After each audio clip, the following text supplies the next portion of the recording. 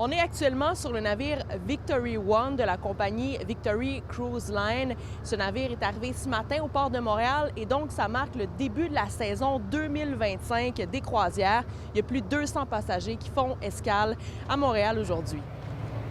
C'est toujours une fête, hein? Surtout là, une journée ensoleillée comme ça. Le passager ou l'industrie du passager, c'est une industrie très différente dans le maritime. Tu sais, c'est pas, on ne fait pas du conteneur, on ne fait pas de la marchandise. C'est vraiment des vacanciers heureux qui arrivent au port de Montréal. Il y a près de 60 000 passagers qui vont venir à Montréal durant la saison. C'est 10 000 de plus que l'an dernier. We also have a spa. So this one, just to make sure, it's start in Toronto in 2 days. Yeah, you start in Toronto. It starts in Toronto in 2 days, and we end up in Chicago, and it's a 10-day cruise. 42 opérations sont prévues au port de Montréal cette année de 13 compagnies et 21 navires différents. Le port de Montréal, évidemment, un navire de croisière qui vient de l'océan doit prendre tout le chemin du fleuve, passer sous 3 ponts, donc on a une limitation au niveau du tirant d'air. Alors, les navires qui viennent chez nous sont un peu plus petits, par exemple, que les navires qui vont à Québec, à Sept-Îles ou au Saguenay.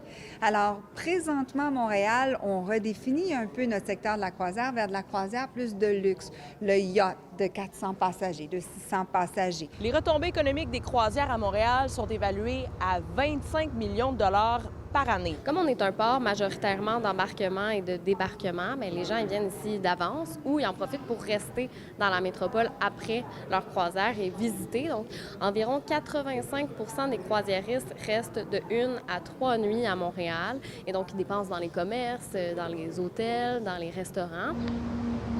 Est-ce que vous voyez une différence, vous, quand il y a des gros bateaux qui arrivent ici? Oui, bien sûr. En fait, on reçoit beaucoup de touristes. Il y a des gens qui viennent, par exemple, des États-Unis, du Mexique. Donc, des fois, oui. Surtout les gens qui sont un peu âgés. Oui, oui. Et ils magasinent tranquillement, il a le temps, il a d'argent, et il y a beaucoup de cadeaux à faire à ses petits-enfants ou la famille. La saison des croisières à Montréal se termine en octobre, le temps pour les touristes d'aller voir les couleurs. Au port de Montréal, Lily Mercure, pour Nouveau Info.